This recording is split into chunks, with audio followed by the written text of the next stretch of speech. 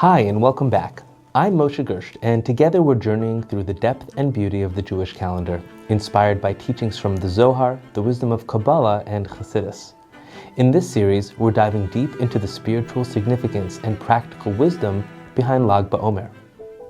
So we're sitting here looking to understand Lag BaOmer, the 33rd day of the counting, and essentially we are trying to investigate and answer the question, what are we celebrating on Lag BaOmer? It seems to be an obscure holiday. It's not mentioned in the Torah, and lots of people don't even know it exists. And yet, there's a big party, a tremendous amount of celebration, dancing, singing, concerts, and bonfires. There's a whole event that's happening, and we want to investigate and go deep with it. What's really happening? To answer that question, I'd like to focus on Rabbi Shimon bar Yochai, who's the author and the deliverer of the Zohar, which is the fundamental Kabbalistic text that we have. He's essentially the founder of Kabbalah as we know it. And who is he?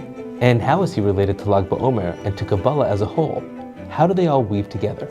The Gemara in Sukkah says that Ra'isi Ben Aliyah umu'atim heim. I see those who are growing spiritually.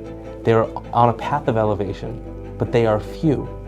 Rabbi Shimon goes on to say that himself and his son are these Ben Aliyah, these people of spiritual growth and personal evolution.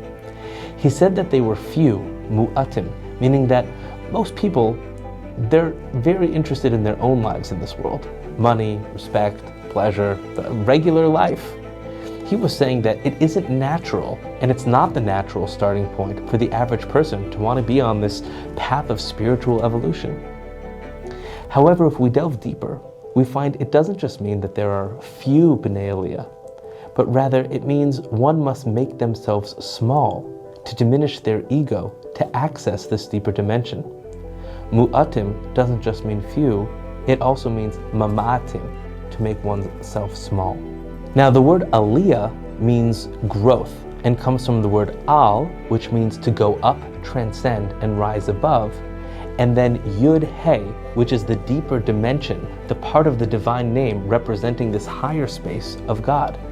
So to be a person of growth, a Ben Aliyah, is to perceive a deeper reality, to get to this higher dimension and live with a deeper perspective. But how did he become this way?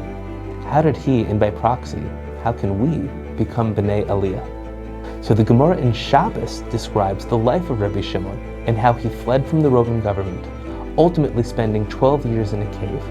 During that time, he studied and received the spiritual insights from Eliyahu HaNavi, Elijah the prophet.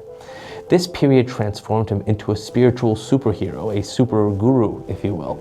However, when he emerged 12 years later, he was so deeply identified with the depth of spirituality and understanding of the world that he was pained by the mundane concerns of the average person around him. It says that he would walk around and burned up the people in the world with his eyes.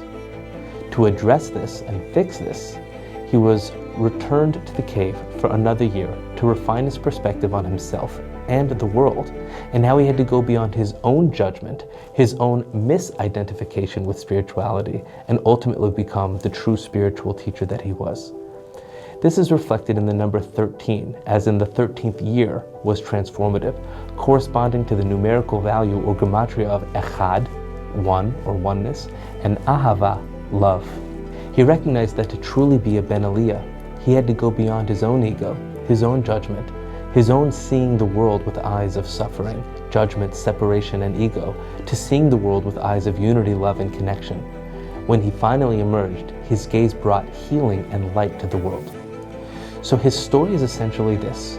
First, he recognizes that there is a deeper depth beyond the world, that things aren't as they seem, and what you see isn't really what you get. And then second, you have to get beyond yourself, your ego, and recognize you're part of this major unity, this allness, this grand reality that we're all a part of. Wishing blessings always as we enjoy the light and the fire of Lag BaOmer.